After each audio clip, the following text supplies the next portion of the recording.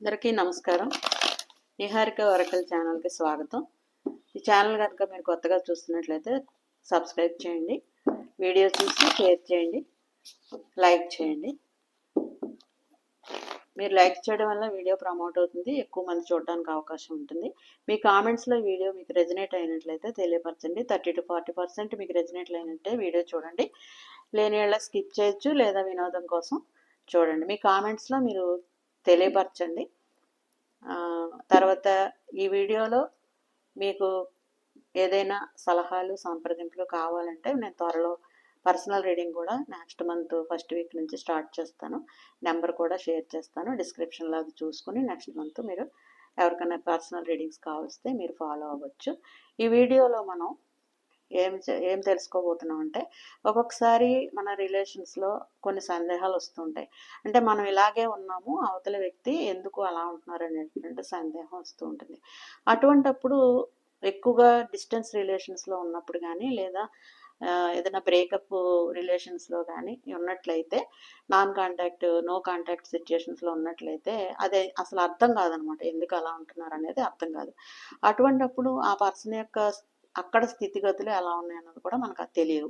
అటువంటప్పుడు ఆ వ్యక్తి యొక్క మనసుని మనం ఎలాగా అర్థం చేసుకోవాలి, ఆ వ్యక్తి ఏదైనా సిచ్యుయేషన్లో ఉన్నారా లేదా ఎటువంటి పరిస్థితిలో ఉన్నారు, ఆ వ్యక్తి యొక్క మానసిక స్థితి ఏంటి, గాయపడిన హృదయంతో ఉన్నారా, మామూలుగానే ఉన్నారా, మామూలుగా ఉండే మనతో అలా ఉంటున్నారా లేకపోతే ఏంటి అనేది మనం తెలుసుకోవాల్సినట్టు ఉంటుంది. ఒకవేళ ఆ వ్యక్తి ఒక బాధాకరమైనటువంటి స్థితిలో ఉండి అలా బిహేవ్ చేస్తున్నట్లయితే అది మీరు గుర్తించగలుగుతున్నారా లేదా అన్నది ఈ వీడియోలో మనం చూద్దాం.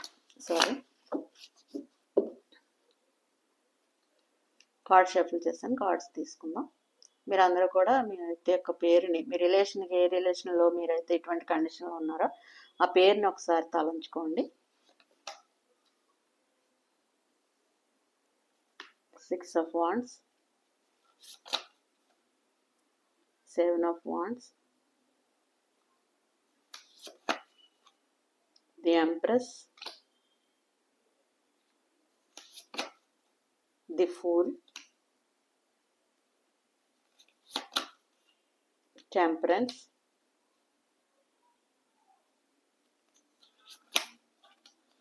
the Hermit,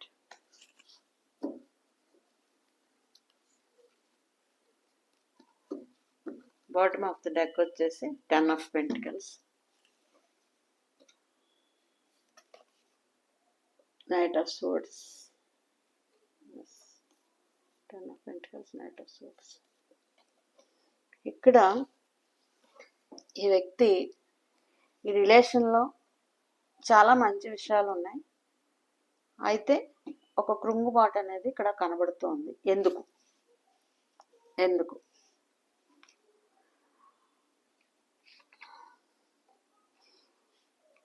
ఇక్కడ ఈ వ్యక్తి ఈ రిలేషన్లో ఒక చాలా ఇమ్మెచ్యూర్డ్గా, ఒక చాలా టీనేజ్ చిన్న వయసు కూడా అయ్యి ఉండొచ్చు. అయితే ఈ రిలేషన్లో ఒక ఫుల్ఫిల్మెంట్ని, ఒక అంటే సంపూర్ణమైనటువంటి ఒక లవ్ని ఎక్స్పెక్ట్ చేశారు, అంటే కావాలి అని అనుకున్నారు. ఎలా అంటే ది ఎంప్రెస్ యొక్క లక్షణాలతో కలిగి ఉన్నటువంటి మిమ్మల్ని ఎలాగ అనుకున్నారంటే ఒక ఫ్రూట్ఫుల్నెస్ ఆఫ్ లైఫ్గా, అంటే అన్నీ కలిగినటువంటి ఒక బంధంగా భావించి ఈ లైఫ్లోకి ఒక, అంటే చెప్పాలి అంటే కొంచెం ఆలోచన లేకుండానే మంచి హృదయంతోనే ఈ రిలేషన్లోకి వచ్చినట్లుగా కనబడుతుంది. అంటే స్టార్టింగ్లో ఈ రిలేషన్ చాలా ఫుల్ఫిల్మెంట్ ఉన్నటువంటి ఒక రిలేషన్లా కనబడింది. ఆ రిలేషన్లోకి చాలా త్వరితంగా ఒక క్విక్ యాక్షన్ తోటి ముందుకు వచ్చినట్లుగా కూడా మనకి కనబడుతుంది. చాలా క్విక్ యాక్షన్తో ముందుకు వచ్చినట్లుగా మనకి కనబడుతుంది. అతి వేగంగా ఈ యొక్క రిలేషన్ కదిలింది ముందుకి అని మనం చెప్పొచ్చు. అయితే తర్వాత ఈ అతి వేగంగా ముందుకు కలిగింది, ఇది ఎక్స్ప్లోర్ కూడా చేసుకున్నారు. అంటే ఇది నాకు విజయము, ఈ రిలేషన్ అనేది నేను విజయం సాధించాను, ఈ రిలేషన్లో నేను ముందుకు వెళ్ళినప్పటికీ, ఫుల్ఫిల్మెంట్ రిలేషన్లో నేను ముందుకు వెళ్ళినప్పటికీ నేను చాలా విజయమే సాధించాను, అని భావించినట్లుగా కనబడుతుంది. ఈ రిలేషన్‌లోకి రావడానికి కొంత ఎఫర్ట్స్ కూడా పెట్టినట్లుగా కనబడుతుంది. అంటే దీన్ని నిలబెట్టుకోవడానికి కొంచెం ఎఫర్ట్స్ కూడా పెట్టినట్టుగా కూడా కనబడుతుంది. తర్వాత ఒక ట్రాన్స్‌పరెన్సీ, ఒక బ్యాలెన్స్. తర్వాత కొంచెం ఇబ్బందులు వచ్చినప్పటికీ కూడా కొంచెం బ్యాలెన్స్ కూడా చేసుకుని రెండు వైపులా కూడా ఒక రకమైనటువంటి బ్యాలెన్స్ తోటి కనబడుతూ వచ్చింది. అంటే ఫస్ట్‌లో రిలేషన్ అనేది చాలా బాగా మంచి కండిషనల్ లవ్‌తో చక్కగా జరిగింది ముందుకి. అయితే ఒక తర్వాత దాన్ని నిలబెట్టుకోవాల్సి వచ్చింది. బ్యాలెన్స్ చేసుకోవాల్సి వచ్చింది. కొన్ని విషయాల్లో మీ మధ్యన ఏం జరిగిందో మరి కొన్ని విషయాల్లో దాన్ని నిలబెట్టుకోవాల్సినటువంటి అవసరత వచ్చింది. కొన్ని సార్లు దాన్ని బ్యాలెన్స్ చేసుకోవాల్సినటువంటి అవసరత వచ్చింది.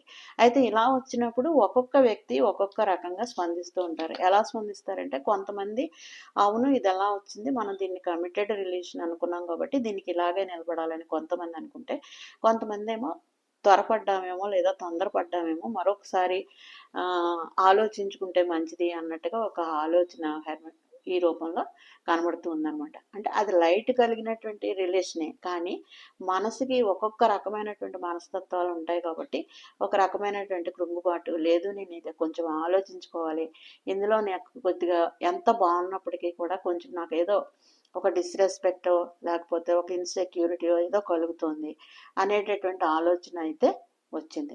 ఎందుకు ఒక ఎంప్రెస్ లక్షణాలు కలిగినటువంటి లవ్లో మీరు ఉన్నప్పటికీ కూడా ఈ ఎంత వేగంగా వచ్చారో, ఎంత వేగంగా ఈ రిలేషన్లోకి వచ్చారో అంత ఇదిగా ఎందుకు కుంగుబాటు వచ్చిందనేది మనం ఒకసారి కార్డ్స్ని చెక్ చేద్దాం.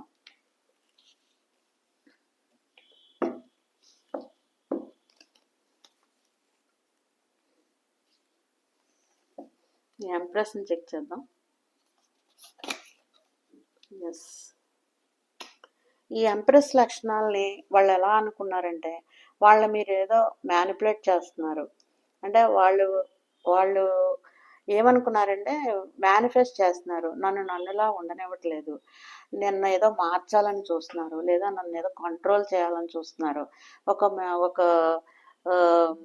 అంటే ఒక ఇన్సెక్యూరిటీ అనేది మీ ఎంప్రెస్ లక్షణాల నుండి వాళ్ళని మీరు ఏదైనా మ్యానిపులేట్ చేస్తున్నారు లేదా మేనిఫెస్ట్ చేస్తున్నారు అనేటటువంటి లేదా కంట్రోల్ చేస్తున్నారు అనేటటువంటిది వాళ్ళకి కలిగినట్లుగా మనం చూస్తూ ఉన్నాం. దాన్ని బట్టే అంటే ఎప్పుడైతే కంట్రోల్ అనేది లవ్లో వస్తుందో, ఎప్పుడైతే కంట్రోల్ చేస్తున్నారు నన్ను, నా స్వభావాన్ని, నేను ఇలా ఉండాలి, నేను ఫ్రీడమ్గా ఉండాలని వాళ్ళు ఎప్పుడైతే అనుకుంటారో తప్పకుండా కొంచెం దూరం జరగడం అనేది జరుగుతుందన్నమాట. ఆ వచ్చినటువంటి క్రియే ఈ కృంగుబాటు హెర్మెట్ లక్షణం అనమాట.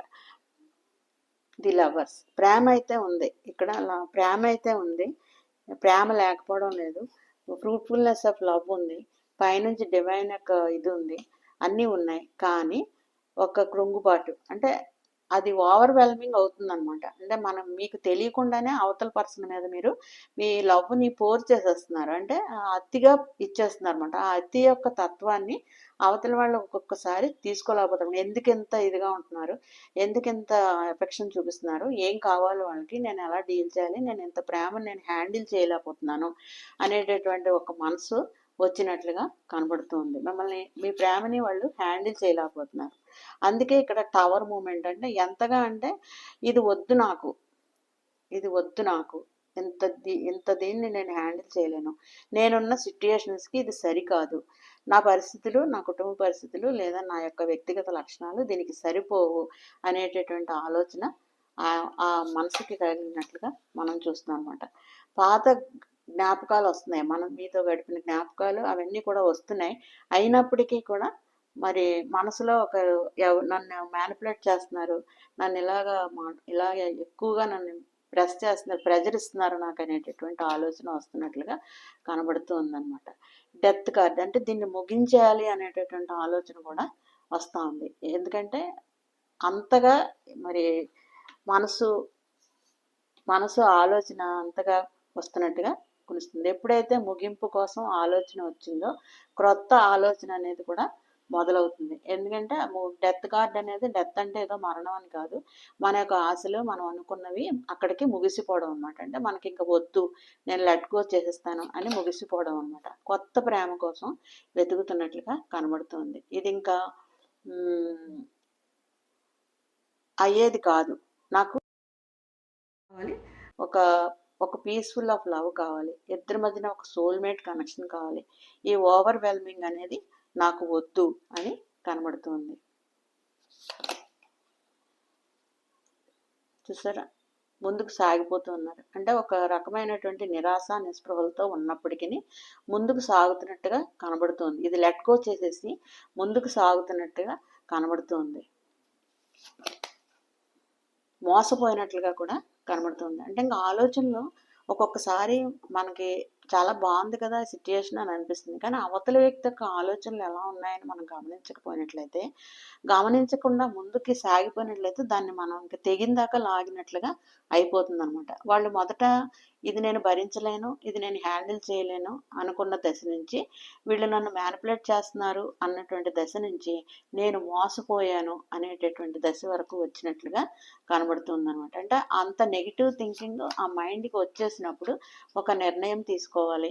ఇందులో నేను ఒక నిర్ణయం తీసుకోవాలి, నాకు ఇది వద్దు, నేను ఒక నిర్ణయం తీసుకోవాలని ఈ హెర్మెట్ లక్షణంలోంచి కుంగుబాటులోంచి ఒక నిర్ణయం తీసుకోవాలి అనేటటువంటి దిశగా ఆలోచన చేస్తున్నట్లుగా కనబడుతుంది. ఎటువంటి నిర్ణయం తీసుకోవాలన్నప్పుడు కూడా చాలా ఆప్షన్స్, ఇటువంటి దశలో ఏమవుతుందంటే ఆప్షన్స్ కనబడుతుంటాయి. ఎప్పుడైతే చాయిస్ వద్దనుకుంటామో, మనకి ఇది వద్దు, మనం ఎన్నుకున్న చాయిస్ మనం వద్దు అనుకుంటామో అనేక రకాలైన ఆప్షన్స్ మన ముందుకు వస్తాయన్నమాట.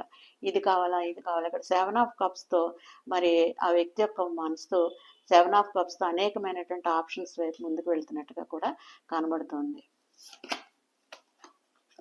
క్వీన్ ఆఫ్ కప్స్ అయితే వాళ్ళు వెతుకుతున్నది ఇటువంటి ప్రేమని.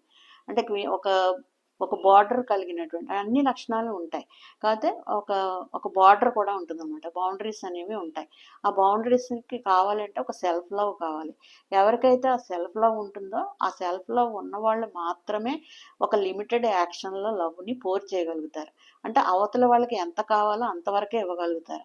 వీళ్ళు మాత్రం చాలా ఉంచుకుంటారు. అంటే సెల్ఫ్ లవ్ చేసుకుని వాళ్ళు ప్రేమించుకుంటుంటారు.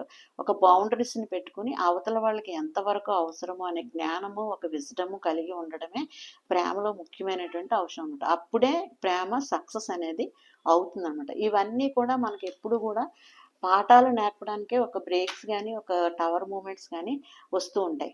అలాంటప్పుడు వాడిని మనం చూసి భయపడిపోకూడదు, కృంగిపోకూడదు. అయితే మనసుని ఒక నెగిటివ్ థింకింగ్ వైపు మనం తీసుకెళ్ళకూడదు అనమాట. మనకి ఏం జరుగుతుందో చూసి ఎదిరించి నిలబడడం అనేది ముఖ్యం అనమాట. అంటే దాన్ని సాధించి ఏమైనప్పటికీ నేను ముందుకెళ్తాను, నన్ను నేను తగ్గించుకోవాల్సినటువంటి అవసరం లేదు, నా దగ్గర చాలా ప్రేమ ఉంది, నేను ఎవరికైనా దాన్ని ఇవ్వాలి అనుకుంటే ఇవ్వగలను, లేదా నేనే పొందాలి అనుకుంటే నేనే పొందగలను, నాకు నేనే ఇంపార్టెంట్ అనేటటువంటి విషయాన్ని చూసారా. క్వీన్ ఆఫ్ సోర్స్, నాకు నేనే ఇంపార్టెంట్, నాకు నేనే ఇంపార్టెంట్, నేను సెల్ఫ్ లవ్ చేసుకున్న తర్వాతే ఎవరైనా సరే అనేటటువంటి ఆలోచన మనకి థింకింగ్ మనకి రావాలి. వచ్చినప్పుడు ఒకవేళ మీకు మనసుకు తగిలినటువంటి గాయాలు ఏదైనా అయినట్లయితే మీరు హీల్ అవ్వాలి ముందు. ఆ సమస్య ఏదైతే ఉందో దాన్ని పక్కన పడేసి హీల్ అవ్వాలన్నమాట. హీల్ అయితే దాని మట్టికి అదే ఒక మంచి ఆలోచన మనకి వస్తుంది. ఎప్పుడైతే మనం మానసికమైనటువంటి విశ్రాంతిని పొందుతామో అప్పుడు ఆ సమస్యని మనం ఎలా హ్యాండిల్ చేయాలి, దాన్ని ఎలా ఎదుర్కోవాలి, ముందుకు ఎలా సాగాలి అన్నది ఈ హీలింగ్ ద్వారా మాత్రమే మనకి వస్తుంది. ఎప్పుడైతే హీలింగ్ని ఎంచుకుంటామో ఇటువంటి సిచ్యుయేషన్స్లో ఎవ్రీథింగ్ అది సాల్వ్ అవడానికి అవకాశం ఉంది. ఎందుకంటే ప్రశాంతమైనటువంటి మనసుతో మనం ఆలోచించడానికి ఈ హీలింగ్ అనేది చాలా అవసరం అనమాట. అంటే చేసిన తప్పు మనకి తెలియదు, ఎందుకంటే మనం చాలా ప్రేమించాం. అవతల వ్యక్తి తీసుకోలేకపోతే మనం ఏం చేయలేం దాన్ని, అది అవతల వ్యక్తి యొక్క మానసిక స్థితి. అంటే చాలా సున్నితంగా, చాలా అంటే చిన్న మనసు అనమాట. అంటే వాళ్ళకి ఎక్కువ అవసరం లేదు, కానీ మీరు ఎక్కువ ఇచ్చేసారు. ఆ ఎక్కువని వాళ్ళు ఒక బర్డన్ లాగా ఫీల్ అయ్యారు. అంటే అతి సర్వత్రా వ్యజ్యత అంటారు. అది ఒక ప్రేమను తీసుకోవడానికి కూడా ఒక అర్హత, ఒక ఇది ఉంటుందన్నమాట, ఒక కెపాసిటీ ఉంటుంది. ఆ కెపాసిటీని మించి మీరు ఇచ్చినప్పుడు ఆ మనిషి హృదయం ఏమైందంటే అవతల వ్యక్తి హృదయములో ఒక అలజడి, ఒక సందేహాలు ఇవన్నీ వచ్చాయన్నమాట. అంటే తనను తాను హింసించుకునే స్థితికి ఆ మనసు వెళ్ళిపోయింది. అటువంటి మనసుని మీరు గుర్తించకుండా ఆ వ్యక్తి మీద మీరు ఇంకా ప్రెజర్ ఇచ్చారనుకోండి, అది అనేకమైనటువంటి పరిణామాలకి దారి తీస్తుంది అనమాట. కాబట్టి ముందుకి వెళ్ళండి, మీరు అవన్నీ వదిలిపెట్టేయండి. మీరు ముందుకి మీ మీ వ్యక్తి యొక్క మానసిక స్థితిని మీరు గమనించండి. గమనించి మీరు ముందుకు వెళ్ళండి. ఎలా వెళ్ళాలి అనేది నిర్ణయం కూడా చూద్దాం మనం. ఎలా వెళ్ళాలి? మీరు ఎటువంటి నిర్ణయం తీసుకోవాలి ఈ వ్యక్తి ఎడల? ఎందుకంటే ఆ వ్యక్తిని మీరు చాలా ఇష్టపడ్డారు. మీరు జెన్యున్‌గా ఉన్నారు. అందులో డౌటేం లేదు. మీరు జెన్యున్‌గా ఉన్నారు. అయితే అవతల యొక్క మానసిక స్థితి అలా ఉన్నప్పుడు మీరు ఏ విధంగా ప్రవర్తించాలి? ఆ వ్యక్తి మీద మీరు ఆహ్, తిరిగి సానుభూతి అనకూడదిక్కడ. అంటే తిరిగి కన్సర్న్ తీసుకోవాలా? ఆ వ్యక్తిని ఏమన్నా ధైర్యపరచగలరా మీరు? మీ లక్షణాలతో ఆ వ్యక్తిని ధైర్యపరిచి తిరిగి మళ్ళీ మీ జీవితంలోకి ఆహ్వానించగలరా? లేదా ఆ వ్యక్తి ఉన్నటువంటి మానసిక స్థితిని బట్టి ఆ వ్యక్తి ఏ దారిని ఎంచుకుంటున్నారో దానికి సపోర్ట్ చేయగలరా? ఇటువంటి లక్షణాలను మీరు తీసుకొని ఇటువంటి ఆలోచనతో మీరు ముందుకు సాగవలసి ఉంటుంది ఇలాంటి వ్యక్తులతో. ఎస్. మీకు ఒక ఆ వ్యక్తి ఎడల ఇంకా ఇష్టము ఉన్నట్లయితే స్టేబుల్‌గా నిలబడాలి. అదే ఆఫర్ తోటి మీరు పేషెన్స్ కలిగి నిలబడాలన్నమాట. అక్కడ మీకు సహనమే పనిచేస్తుంది. ఆ పేషెన్స్ అనేది లేకపోతే మీరు ఆ వ్యక్తిని డీల్ చేయలేరనమాట. మీకెంతో ఇష్టమైన వ్యక్తి, మీరెంతో ప్రేమించారు, ఎన్నో ఎఫర్ట్స్ పెట్టారు, ముందుకు సాగాలి అనుకున్నారు. అయితే ఆ వ్యక్తి దాన్ని వేరేగా భావించారు. అందులో చెడేమీ లేదు. అయితే వేరేగా భావించారు. వేరుగా భావించడం వల్ల ఆ వ్యక్తి వేరే ఆలోచనలు చేశారు. కాబట్టి మీరిక్కడ తీసుకోవాల్సిన నిర్ణయం ఏంటంటే, ఆ వ్యక్తి యెడల మీరు నిజంగా ఇంకా కొనసాగాలి, ఆ బంధాన్ని నిలబెట్టుకోవాలి అని అనుకుంటే మాత్రం చాలా పేషెన్స్ తోటి స్టేబుల్‌గా నిలబడి అదే ఆఫర్ తోటి, అదే లవ్ తోటి మీకు మీరు కొన్ని బౌండరీస్ పెట్టుకొని, అవతల వ్యక్తికి కూడా కొన్ని బౌండరీస్ పెట్టి మీరు గనక స్టేబుల్‌గా నిలకడగా ఆ ఒకే ఆఫర్‌తో నిలబడినట్లయితే ఆ వ్యక్తి కొంత మానసికంగా దృఢపడేటటువంటి అంటే కొంత స్పేస్ కావాలి. ఆ వ్యక్తికి కొంత స్పేస్ కావాలి. ఆ స్పేస్ మీరు ఖచ్చితంగా ఇవ్వాలి. ఆ స్పేస్ ఇవ్వడానికి అది ఎంత టైం అయినా పట్టొచ్చు. పట్టేంత సమయం వరకు కూడా మీరు చాలా పేషెన్స్‌తో వెయిట్ చేయవలసి ఉంటుందన్నమాట. అది ఒక నిర్ణయం. లేదా ఇది డెవిల్ వచ్చింది. లేదా ఇది ఒక లస్ట్ ఒక ఈ నిర్ణయం ఇందులో నేను ఇది ఇది ట్రాప్‌లో ఉన్నాను. ఈ ఈ సంకెళ్ళు నేను ఈ బంధకాల్లో నేను ఉండలేను. ఇటువంటి లవ్‌ని, ఇటువంటి నెగెటివ్ థింకింగ్‌ని నేను యాక్సెప్ట్ చేయలేను అనేటటువంటి ఒక మీకు కూడా ఒక రకమైనటువంటి నిరుత్సాహం, నిస్పృహ వచ్చినట్లయితే మీరు సొంత నిర్ణయాన్ని తీసుకునే అవకాశం ఈ 2 నిర్ణయాల్లో మరి నిర్ణయం ఏంటన్నది మీరు తీసుకోవచ్చు. చూస్తున్నాం కదా అక్కడ వ్యక్తి యొక్క హృదయం బ్రేక్ అయిపోయింది. ఎందుకంటే ఆ సోర్స్ అంటే అతని యొక్క నెగిటివ్ థింకింగ్ అలా పనిచేస్తుంది. ఈ ప్రేమ స్వచ్ఛమైనది కాదేమో, ఎందుకు ఇలా చేస్తున్నారు, ఎంత ఓవర్ లవ్ అనేది ఎందుకు చేస్తున్నారు అనేది అతనికి ఒక ఆలోచన అనమాట. అక్కడ ట్రాన్స్పరెన్సీ కావాలి. మీరు బ్యాలెన్స్డ్గా ఉండాలి. మీరు బ్యాలెన్స్డ్గా ఉండాలి, ట్రాన్స్పరెంట్గా ఉండాలి, చాలా బ్యాలెన్స్డ్గా ఉండాలి, చాలా పేషెన్స్గా ఉండాలి, చాలా స్మూత్ డీలింగ్ అనేది అక్కడ అవసరం అనమాట. ఈ రెండు మీ ప్రేమలోనూ లోపం లేదు. అవతల యొక్క ఆలోచన విధానంలో కూడా ఆ వ్యక్తి యొక్క స్వభావాన్ని బట్టి అక్కడ కూడా లోపం లేదు.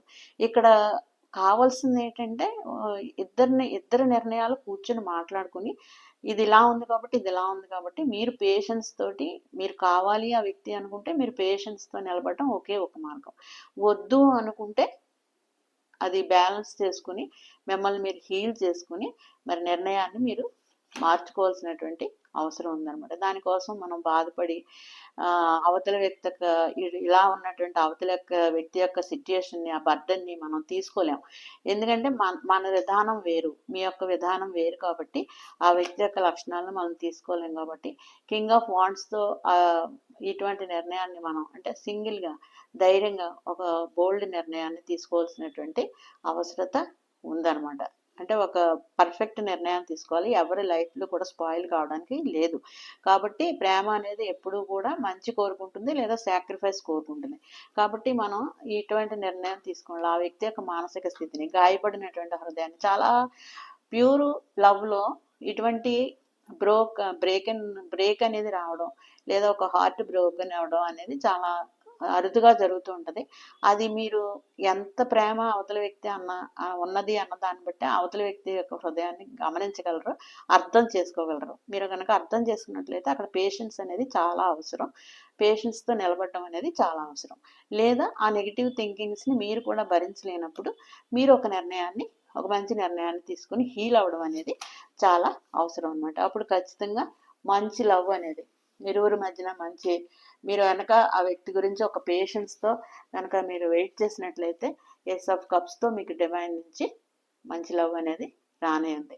లేదా ఈ నెగిటివ్ థింకింగ్ నాకు కూడా ఇబ్బందికరమే, ఈ బౌండరీస్ నేను భరించలేను, ఒక బౌండరీ లవ్ని నేను ఎక్స్ప్రెస్ చేయలేను అనుకుని మీరు నిర్ణయం తీసుకున్నప్పుడు ఒక ట్రాన్స్పరెన్సీగా బ్యాలెన్స్ తోటి మీరు నిర్ణయం తీసుకుంటే మీరు ముందుకెళ్ళే అవకాశాలు, మీకు మంచి లవ్ వచ్చే అవకాశాలు కూడా రెండు దారులు కూడా చాలా బాగా కనబడుతూ ఉన్నాయి. కాబట్టి ఇక్కడ పేషెన్స్ అవసరం, ఇక్కడ డెసిషన్ అవసరం. కాబట్టి మీరు ఏ నిర్ణయం తీసుకుంటారనేది మీకే వదిలేస్తుంది. ఎందుకంటే ఒక గాయపడి, మీకు ఎంతో ఇష్టమైన వ్యక్తి ఒక గాయపడిన స్థితిలో ఉన్నప్పుడు ఒక సాక్రిఫైస్తో పేషెన్స్తో లవ్ అందించడం అనేది ఒక స్టెప్ అయితే, లేదు అది ఇంకా అంతే ఉంది ఆ వ్యక్తి అంతే, నేను ఇంకా బౌండరీస్ నేను భరించలేను అన్నప్పుడు, బ్యాలెన్స్డ్గా ఉన్నప్పుడు డివైన్ మీకు ఖచ్చితంగా, మీకు యూనివర్స్ మీకు గైడెన్స్ ఇస్తుంది, ఒక మంచి జీవితాన్ని మీకు త్వరలో అందించగలుగుతుంది. కాబట్టి ఈ నిర్ణయాన్ని మీకే వదిలేస్తున్నాను. వరాకల్ నుంచి మీకు చూద్దాం గైడెన్స్.